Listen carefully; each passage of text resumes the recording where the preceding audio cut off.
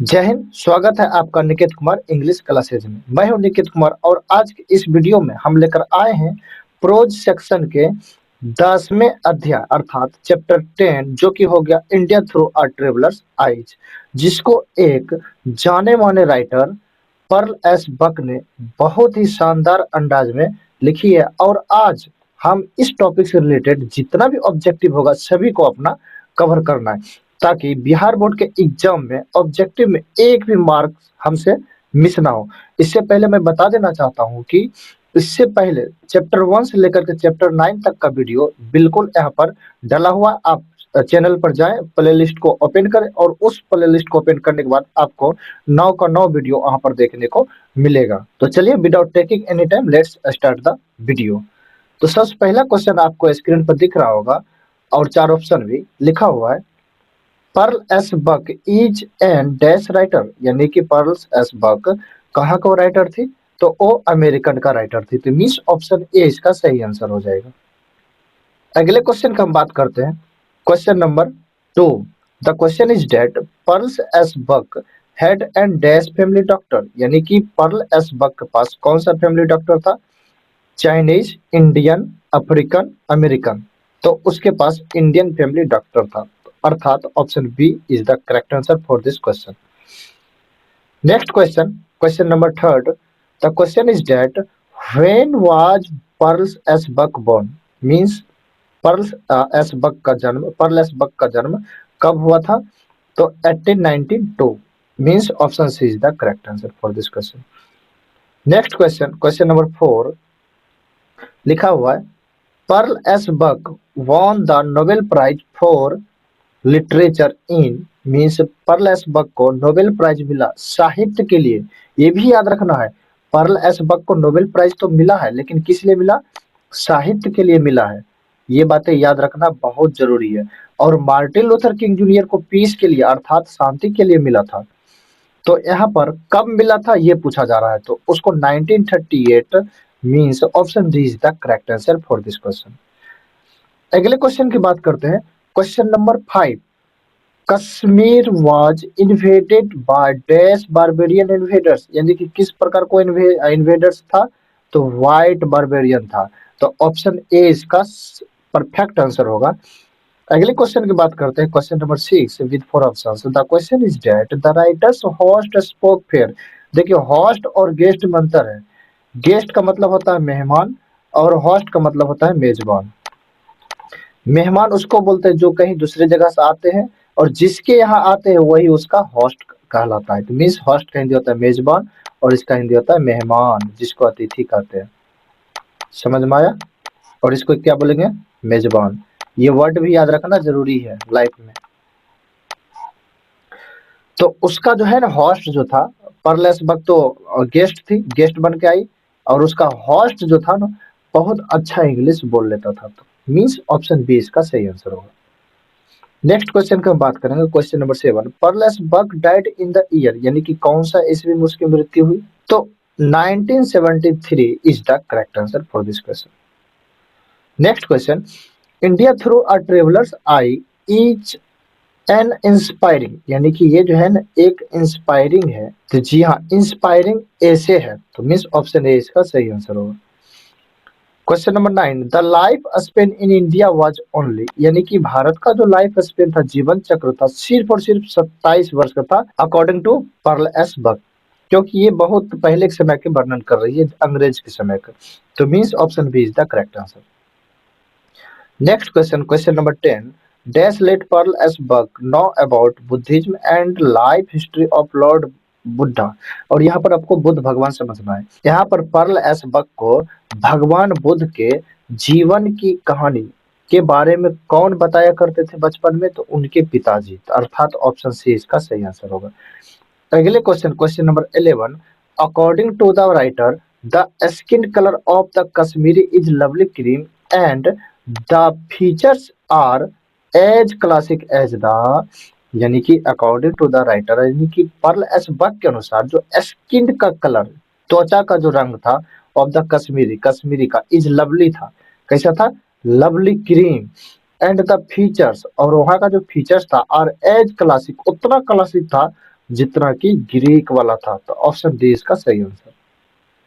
Next question, question number 12। The question is that a young Indian friend of the writer was married to, एक young Indian friend of the writer यानी कि परलेस Buck का एक friend थी जिसका शादी हुआ एक कश्मीरी मैन से। तो मीन्स ऑप्शन बी इसका सही आंसर होगा।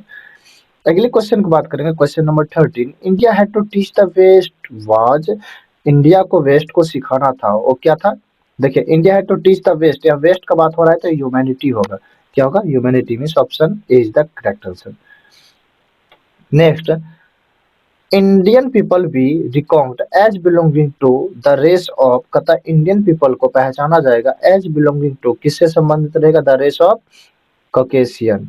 Means option B is the correct answer. Next question है, who wrote come my beloved. Come my beloved एक बुक का नाम है जिसको परलेस बक ने बहुत अच्छी अंदाज में लिखी है। तो मीन्स ए इसका सही आंसर होगा। Next question, question number 16 with four options. The question is that the word colour reminds the writer of, ये जो कलर वर्ड है राइटर को क्या याद दिलाता है? Rose, Indian life, red cross, rainbow. तो इंडियन लाइफ उनको याद दिलाता है। तो option B is the correct answer for this question. Next question, question number 17। The question is that the family doctor of Pearl S Buck, Pearl S Buck का जो family doctor था belong to, कहाँ से रहता था? कहाँ से बिलोंग करते थे? तो वो इंडिया से बिलोंग करते थे। अर्थात option C is the correct answer for this question. Next question, question number 18 with four options. The question is that the great lesson that India had to teach the, teach to the west was it's, यानी कि वो जो great lesson जो India को west को सिखाना था, to extra आ गया, द वेस्ट वाज इट्स, उसका क्या था? Love and peace, culture and tradition, knowledge, humanity. Humanity तो सही है लेकिन कल्चर एंड ट्रेडिशन आएगा तो प्रायोरिटी यहाँ पर इसको मिलेगा। यानी कि जो हमारी ह्यूमैनिटी है वही तो हमारा कल्चर एंड ट्रेडिशन है। तो अर्थात ऑप्शन बी यहाँ पर सटीक आंसर होगा। Next question, question number 19। Dash has praised India people and their life, यानी कि किसने इंडिया के लोगों को प्रशंसा किया और उनके जीवन को? तो Pearl S Buck. Option C is the correct answer. Next question, question number 20। Who was the real master of the house which Buck visited, कहता उस घर का रियल मास्टर कौन था जहां पर परलेस बक विजिटेड, वहां पर विजिट की थे? तो Elder brother, younger brother, father mother. तो वहां पर यंगर ब्रदर होगा। तो ऑप्शन बी इसका सही आंसर होगा। Next question, question number 21। Pearl S Buck came to know about India through, यानी कि वो जो इंडिया है क्या जानने के लिए? तो बुद्धिज्म के बारे में जानने के लिए। तो ऑप्शन ए इसका सही आंसर होगा।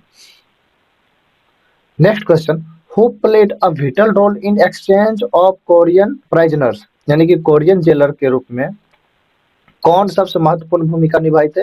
तो वो इंडियन जनरल थे। ऑप्शन बी इसका सही आंसर होगा। Next question, question number 23। The question is that dash is even present in Indian life, यानी कि भारतीय जीवन में हमेशा क्या प्रेजेंट रहता है? धर्म वहां पर प्रेजेंट रहता है। तो रिलीजन। ऑप्शन सी इसका सही आंसर होगा। Question number 24। India through a traveller's eyes is written by, बहुत आसान है, ए नंबर आंसर होगा। 25। Pearl S Buck is an writer, is an dash writer होना चाहिए। एन से तो पता चल गया है, वॉवेल इसमें है और इसमें है, यहाँ भी वॉवेल, लेकिन ये तो यॉक उच्चारण है। तो अमेरिकन इसका आंसर हो जाएगा। तो ऑप्शन बी इसका सही आंसर। लेकिन ये जो है ना बस गई जाकर कहाँ पर? चाइना में। Question number 26। The intellectuals in India were restless and embittered because of the, Bharat का जो इंटेलेक्चुअल्स था इंडिया में वो रेस्टलेस, वो थक चुका था किसके कारण? युद्ध, स्टारवेशन, स्लेवरी, अनएम्प्लॉयमेंट, यानी कि युद्ध, भुखमरी, गुलामी या बेरोजगार कारण। नहीं, बेरोजगार तो था ही नहीं। स्टारवेशन, भुखमरी भी था, लेकिन भुखमरी क्यों था? क्योंकि वो गुलाम थे। अर्थात कुल टोटल सब मिला करके अपना कह सकते हैं। तो इसका सटीक जवाब सी होगा, स्लेवरी, गुलामी के कारण। Question number 27 with four options. The question is that the president of the General Assembly of the UNO is a woman of, यानी कि यूएनओ का जो जनरल असेंबली का प्रेसिडेंट अर्थात अध्यक्ष यहाँ पर समझना राष्ट्रपति ने, इज ए वुमेन, एक महिला थी। कहा की? इंडिया की। ऑप्शन डी इसका सही आंसर होगा। Next question, question number 28 with four options. Perles Buck visited India to see the young intellectuals and the peasants, means किसानों लोग को देखने के लिए आए थे। ऑप्शन सी इसका सही आंसर होगा। Next question, question number 29। The plan was that India would rebel against England just after, यानी कि वो जो प्लान था वाज दैट इंडिया, जिससे इंडिया वुड रिबेल, इंडिया ने विद्रोह कर दिया था अगेंस्ट इंग्लैंड, अंग्रेज के विरुद्ध, इंग्लैंड के विरुद्ध जस्ट आफ्टर, किसके बाद? First world war. Option A इसका सही आंसर होगा। Question number 30 with four options. The prose piece India through a traveller's eyes is written by, आहा ये तो आसान है, Pearl S Buck. Option C. Question number 31 India was a part of the background of, किसका? Pearl S Buck किधर है? हाँ C number, sorry D number, option D इसका सही आंसर होगा। 32 India through a traveller's eyes is written by, repeat का ही हो रहा है, ये आंसर होगा।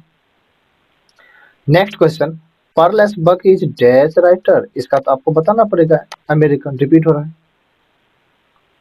34 the life span in India was only 27 years, miss option B is the correct answer.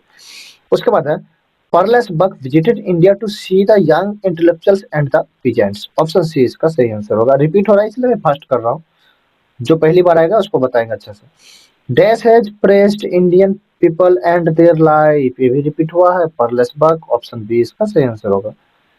Next, Pearl S Buck came to know about India through Buddhism, option A is the correct answer. According to Parles Bak, the main quality of a leader is, यानी कि leader का जो main quality है, जो मुख्य गुण है उसका कैसा होना चाहिए? सेल्फलेसनेस, बिल्कुल निस्वार्थ होना चाहिए, तो ऑप्शन ए इसका सही आंसर होगा। Question number 39 the real indictment against colonialism was to be found in the dash of India, यानी कि the real indictment against colonialism, उपनिवेशवाद का जो विरोध था, was to be found, वो पाया जाता है in the dash of India, India कहाँ पाया जाता है? सिटीज में, टाउन्स में, डिस्ट्रिक्ट्स में, विलेज में, तो ऑप्शन डी इसका सही आंसर होगा, village. Next question, question number 40 Pearl S Buck blames the dash for the ills and misfortunes of India, यानी कि इंडिया के इल्स और मिसफॉर्चून्स के लिए किस पर आरोप इल्जाम लगाते हैं? तो वो ब्रिटिशर्स के ऊपर लगाते हैं, तो अर्थात option C is the correct answer हो जाएगा। नेक्स्ट क्वेश्चन है who played a vital role in exchange of Korean present, repeat हुआ, इंडियन जनरल, तो ऑप्शन बी इसका सही आंसर होगा। Next question who prophesied blood bath in Asia, जब यहाँ पर एशिया छोड़कर जा रहे थे, अर्थात भारत छोड़कर जा रहे थे, तो यहाँ पर एक इंसान था जिन्होंने ये अनुमान लगाया प्रोफिस्ड ब्लड बाथ, यानी कि वहां पर है ना खून की नदियां बहेगी, खून खराबा होगा, ये अनुमान लगा के गए थे ये भाई साहब विंस्टन चर्चिल ने, तो ऑप्शन बी इसका सही आंसर होगा। नेक्स्ट क्वेश्चन है the people of must be recognised as belonging to the Caucasian race, कहाँ का? इंडिया का, तो ऑप्शन डी इसका सही आंसर होगा। नेक्स्ट क्वेश्चन है the president of the general assembly of the UNO is a women of, कहाँ का? तो आप बता सकते हैं इंडिया का, तो ऑप्शन डी इसका सही आंसर होगा। नेक्स्ट क्वेश्चन है the young Indian intellectuals were disappointed, वो निराश थे, विद द, किससे निराश थे? तो इंग्लिश से, अंग्रेज लोग से निराश थे, तो option A is the correct answer. Next question है 46 Indians under the British rule had a life span of just, कितना साल था? 27 की तरह 27 years, option D. Next question 47 परलेस बक है, बक्स फैमिली डॉक्टर वाज द, वो तो इंडियन थे, बी नंबर में आंसर यहाँ पर लिखा हुआ है। नेक्स्ट क्वेश्चन है आवर फूड वाज सर्व्ड, हमारा जो खाना परोसा जाता था, ऑन फ्रेश ग्रीन, एक ताजा ग्रीन डैश लीव्स, किसका पत्ता था? इंस्टेड ऑफ प्लेट्स, यानी कि थालियों के बदौलत, तो बनाना का, केला के पत्ता था, तो ऑप्शन बी इसका सही आंसर होगा। नेक्स्ट क्वेश्चन लिखा हुआ है Indian peasants are poorer than their dash counterparts और Chinese counterparts, means option B, यानी कि जो लोग चाइना में रह रहे थे तो उसको लगा कि चाइना का मजदूर बहुत गरीब है, लेकिन जब इंडिया में आई तो उसको पता चला चाइना का मजदूर से भी इंडिया का मजदूर बहुत गरीब है, तो ऑप्शन बी इसका सही आंसर होगा। Next question the people of dash Morocco must be recorded as belonging to the Caucasian race, ऐसा ऐसा वर्ड आ जाता है बुक में, बहुत दिक्कत होता है, तो क्या होगा यहाँ पर? इंडिया होगा आंसर, क्या आंसर होगा? कॉकेशियन रेस जाति का बात हो रहा है, इंडिया। आई होप आपको चैप्टर 9 से रिलेटेड सारा ऑब्जेक्टिव कवर हुआ होगा और इसी तरह अगला वीडियो जो कि लास्ट होगा अ मैरिज प्रपोजल, वो भी बैक टू बैक डल जाएगा। अगर ये वीडियो आज डला है तो कल होके वो भी वीडियो डल जाएगा। तो अतः आप इसको पहले पूरा देख लें, उसके बाद आप अ मैरिज प्रपोजल को भी पूरा देखेंगे। और उम्मीद करते हैं कि आप प्रोज सेक्शन से कोई भी ऑब्जेक्टिव एग्जाम में आए, आपसे वो छूटेगा नहीं। और मैं एक बार फिर से रिमाइंड करा देना चाहता हूँ कि आप मेरे Telegram channel English by Niket Kumar से जरूर ज्वाइन हो जाए, क्योंकि वहां पर ट्रिक और कॉन्सेप्ट के साथ पीडीएफ डाला हुआ है, ताकि आपको एग्जाम में बहुत ज्यादा मदद मिल पाए। तो चलिए, तब तक के लिए इतना ही। मिलते हैं एक बार फिर से अगले वीडियो में। जय हिंद।